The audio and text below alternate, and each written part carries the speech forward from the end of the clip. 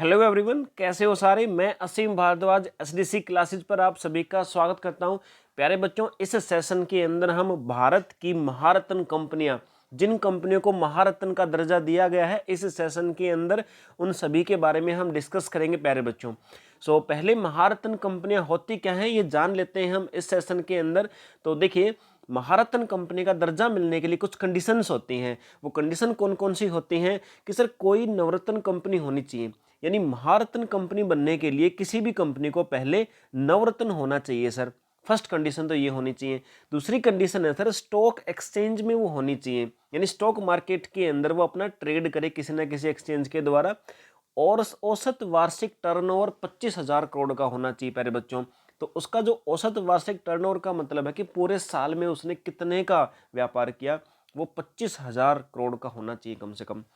औसत लाभ, उसका जो प्रॉफिट है, एवरेज प्रॉफिट 5,000 करोड़ का हो। और जितनी भी कंडीशंस मैं आपको बता रहा हूँ ना, कि टर्नओवर वाली बात है या फिर आपकी प्रॉफिट वाली बात है, या फिर औसत वार्षिक मूल्य भी 15,000 करोड़ हो उसका, ये सारी की सारी बातें प्यारे बच्चों पिछले 3 साल पे लागू होती हैं। यानी पिछले 3 साल से उसका जो पूरा सालाना टर्नओवर है वो 25,000 करोड़ का होना चाहिए, उसका प्रॉफिट 5,000 करोड़ का होना चाहिए, औसत वार्षिक मूल्य मतलब कंपनी का नेट जो वर्थ है वो 15,000 करोड़ होना चाहिए, और एनुअली है ये पिछले 3 साल से, यानी पिछले 3 साल से हर साल ये तीनों कंडीशन होनी चाहिए।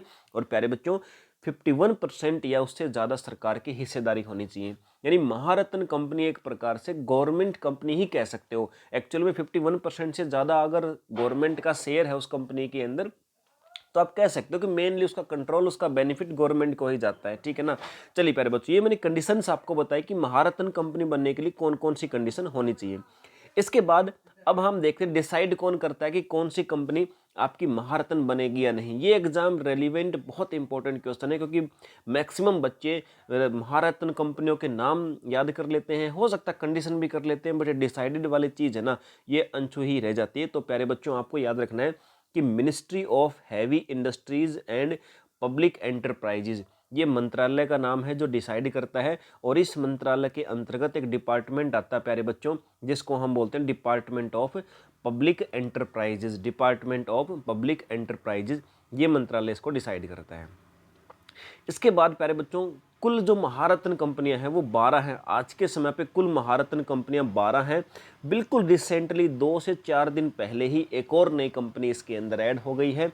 एक महारत्न के अंदर पहले महारत्न कंपनियां 11 थी प्यारे बच्चों, और नवरत्न कंपनियां जो अगले सेशन के अंदर हम पढ़ेंगे उनकी संख्या 13 थी। अब क्या हो गया, दोनों 12-12 हो गई हैं। इसके अंदर एक और आपकी आरईसी नाम की कंपनी जो इलेक्ट्रिफिकेशन कंपनी है प्यारे बच्चों, वो भी ऐड हो गई है बिल्कुल रिसेंटली अभी करंट में।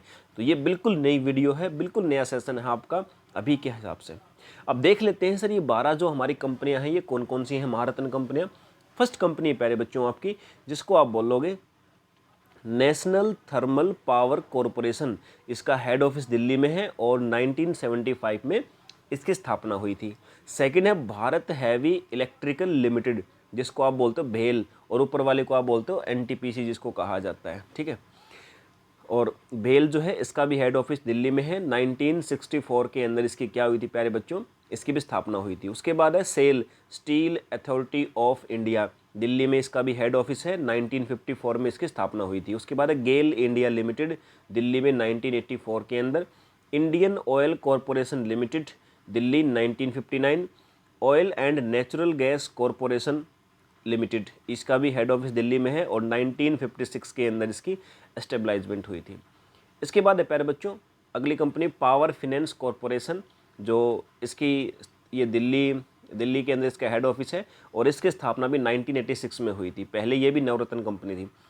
उसके बाद है power grid corporation of India limited, Gurugram के अंदर इसका हेड ऑफिस है। 1981 में 1989 के अंदर इसकी एस्टेब्लिशमेंट हुई थी। उसके बाद Coal India Limited Calcutta 1974, Bharat Petroleum Corporation Limited Mumbai 1952, Hindustan Petroleum Corporation Limited Mumbai 74, Rural Electrification Limited Gurgaon 1969।